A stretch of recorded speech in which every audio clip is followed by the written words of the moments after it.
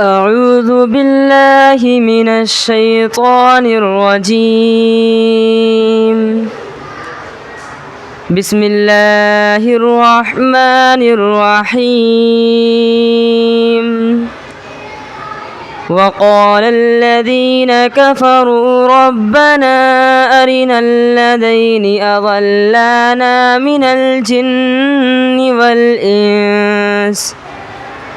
الجن والإنس نجعلهما تحت أقدامنا ليكونا من الأسفلين.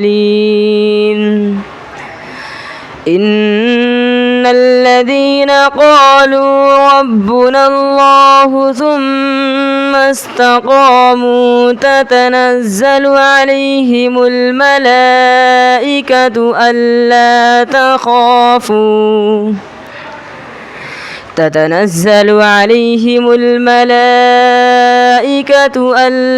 تخافوا ولا تحزنوا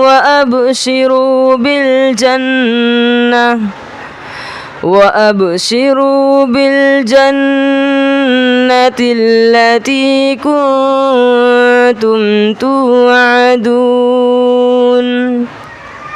نحن أولياؤكم